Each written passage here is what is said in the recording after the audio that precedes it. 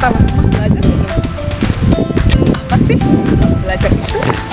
Nah, video kali ini saya akan berbagi dengan sahabat semua tentang portal rumah belajar dan pemanfaatannya dalam pembelajaran. Yuk kita simak satu persatu.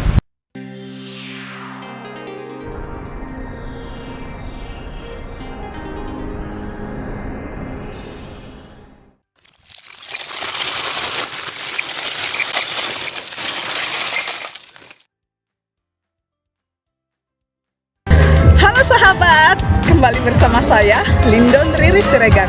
Saya sahabat rumah belajar dari Provinsi Sumatera Utara. Sahabat, rumah belajar merupakan sebuah portal pembelajaran yang merupakan produk dari Pusdatin Kemendikbud yang bisa dimanfaatkan oleh peserta didik dan tenaga pendidik. Layanan rumah belajar ini bisa diakses melalui portal belajar.kemdikbud.go.id atau bisa juga mengunduh aplikasinya di Play Store dan App Store. Sahabat, fitur apa saja sih yang ada di portal rumah belajar? Nah, jadi ada dua jenis fitur portal rumah belajar, yaitu fitur utama dan fitur pendukung. Berikut ini adalah fitur utama rumah belajar. Sumber belajar. Fitur ini menyajikan materi ajar bagi siswa dan guru berdasarkan kurikulum. Materi ajar disajikan secara terstruktur dengan tampilan yang menarik dalam bentuk audio, video, dan halaman interaktif. Laboratorium Maya. Di fitur ini tersedia simulasi praktikum laboratorium yang ada, disajikan secara interaktif dan menarik, dikemas bersama lembar kerja siswa dan teori praktikum. Bank soal. Fitur ini menyediakan kumpulan soal dan materi evaluasi siswa yang dikelompokkan berdasarkan topik ajar. Kelas Maya. Kelas Maya adalah sebuah learning management system atau LMS yang dikembangkan khusus untuk memfasilitasi proses pembelajaran virtual di mana guru dapat memberikan bahan ajar yang dapat diakses dan dibagikan ke siswa dalam bentuk digital kapan saja dan di mana saja. Fitur pendukung rumah belajar ada 8 nih. Yuk langsung saja kita cek satu persatu. Peta budaya. Fitur ini merupakan dokumentasi dari keunikan budaya Nusantara yang sangat beragam. Karya bahasa dan sastra. Beragam karya bahasa dan sastra dari seluruh Nusantara ada di fitur ini. EduGame. Fitur ini menyediakan beragam permainan interaktif yang dapat dimanfaatkan oleh siswa baik secara mandiri maupun dengan bimbingan guru atau orang tua. Wahana jelajah angkasa.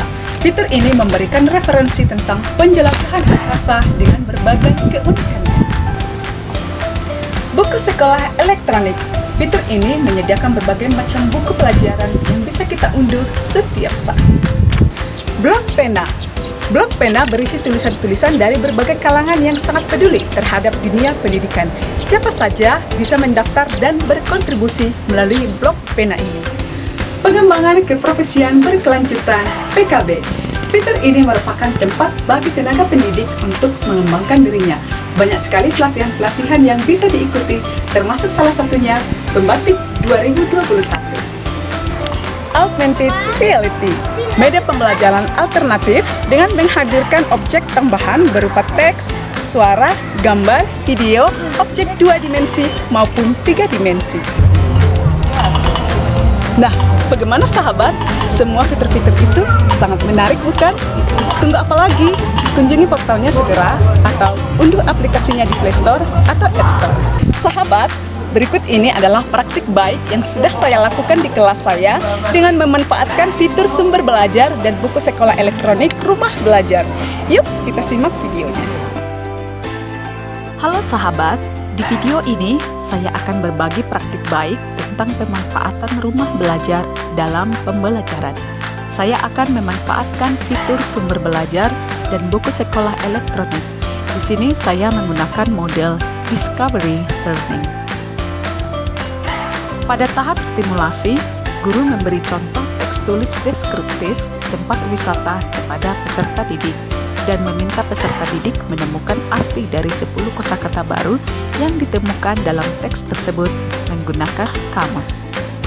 Pada tahap identifikasi masalah, guru memfasilitasi peserta didik untuk memahami masalah yang disajikan, yaitu mengidentifikasi apa yang mereka ketahui, yang ingin mereka ketahui, yang belum mereka ketahui, terkait materi teks deskriptif tempat wisata, serta yang perlu dilakukan untuk menyelesaikan masalah terkait materi tersebut. Pada tahap pengumpulan data, peserta didik mengumpulkan informasi yang relevan untuk menjawab pertanyaan yang telah diidentifikasi dengan melakukan diskusi kelompok berkolaborasi di Google Slides dan melakukan literasi yang terkait materi teks deskriptif tulis melalui sumber belajar dan buku sekolah elektronik pada portal Rumah Belajar.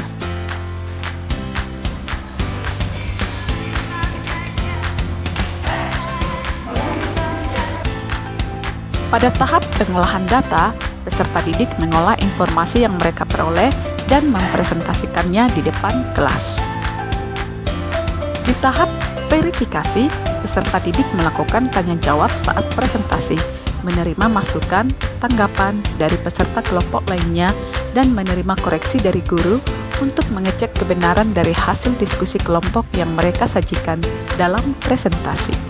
Pada tahap generalisasi, peserta didik menganalisis masukan, tanggapan, koreksi dari guru, dan menyimpulkan jawaban dari masalah yang diidentifikasi sebelumnya. Nah, sahabat, demikian praktik baik yang bisa saya bagikan kali ini. Semoga bermanfaat bagi kita semua. So, sahabat, mari kita integrasikan fitur portal Rumah Belajar dalam pembelajaran kita. Merdeka belajarnya, Rumah Belajar portalnya, Merdeka Indonesia.